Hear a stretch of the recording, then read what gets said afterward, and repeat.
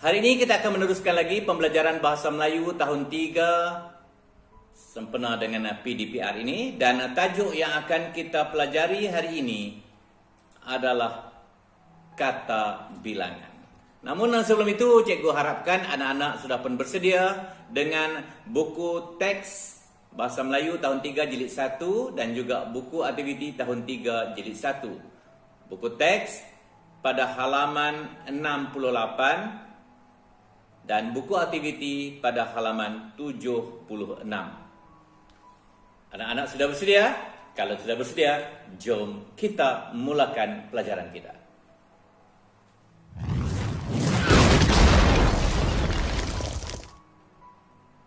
Pada akhir pembelajaran kali ini, cikgu mengharapkan agar anak-anak dapat membina ayat menggunakan kata bilangan berdasarkan gambar.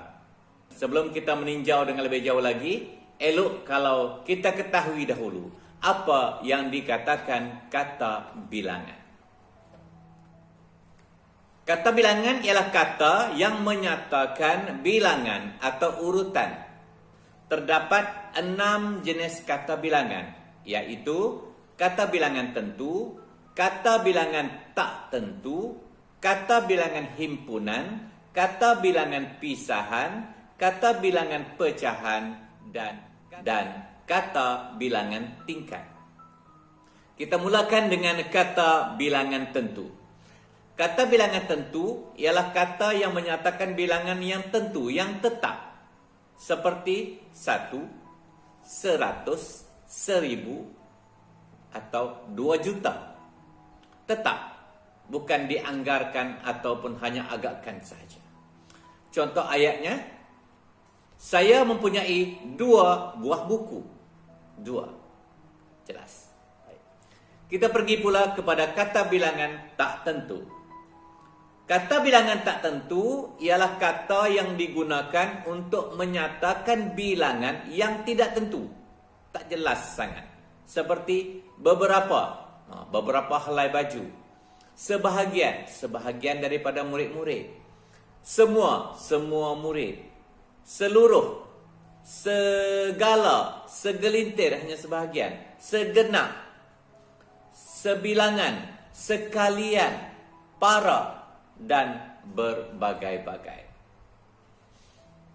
Dan perlu diingat bahawa apabila kita menggunakan kata bilangan tak tentu, kita tidak boleh meletakkan kata ganda di belakangnya. Contoh, semua murid. Tak boleh kita gunakan semua murid-murid. Ataupun para guru. Tak boleh kita gunakan para guru-guru. Sebab para itu sudah menggambarkan banyak kata bilangan yang dah tak tentu. Dan guru-guru itu juga menggambarkan banyak. Jadi salah cara penggunaannya. Baik, kita lihat contoh ayat. Beberapa kawasan di negeri Pahang sudah mula ditenggelami air. Beberapa maknanya sebahagian. Yang ketiga, kata bilangan himpunan. Kata bilangan himpunan digunakan untuk menyatakan sesuatu secara himpunan, secara berhimpun. Kata bilangan tersebut adalah seperti berpuluh-puluh, beratus-ratus, dan ketiga-tiga. Berhimpun. Kata ganda di situ. Contoh ayat yang boleh cikgu berikan agar kamu dapat memahami lebih jelas kata bilangan himpunan ini seperti ini. Beribu-ribu orang telah memenuhi stadium untuk mengikuti ceramah daripada Ustaz Azhar Idrus. Beribu-ribu, tak terkira.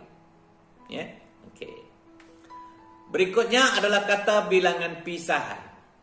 Kata bilangan pisahan ialah kata yang digunakan untuk menyatakan sesuatu secara persatu. Misalnya satu-satu atau berasingan. Hanya ada 2 kata bilangan pisahan, iaitu masing-masing dan setiap ataupun tiap-tiap. Maknanya terasing. Ya. Contoh yang boleh cikgu berikan, tiap-tiap helai kertas jawapan itu perlu ditulis dengan nama kamu. Maknanya setiap helai berasingan. Satu-satu kena tulis. Itu maksudnya. Berikutnya kita lihat pula kata bilangan pecahan. Kata bilangan pecahan ialah kata yang digunakan untuk menyatakan sesuatu yang berupa pecahan. seperti 2/3, 1/4 dan juga setengah. Pecahan dipecahkan. Kita lihat contoh ayat. Setengah daripada buah mempelam yang dibelinya itu sudah busuk. Dan perlu diingat juga bahawa kata bilangan pecahan tidak boleh didekatkan dengan kata bilangan tentu. Contohnya, saya membeli buah tembikai itu 1,5 biji. Salah. Kita tidak boleh mendekatkan kata bilangan tentu 1 dengan kata bilangan pecahan setengah. Jadi, macam mana cara nak mengatasinya? Kita letakkan penjuru bilangan di tengah-tengahnya. Seperti, saya membeli buah tembikai itu 1,5 biji. Jelas. Mudah saja kita nak membetulkan kesilapan yang telah kita lakukan. Baik. Berikutnya adalah kata bilangan tingkat. Kata bilangan tingkat ialah kata yang menyatakan urutan atau giliran seperti pertama, kedua, ke-10 dan ke-100. Biasanya kita dengar sewaktu pertandingan. Tempat pertama, tempat kedua, tempat ketiga. Macam tu.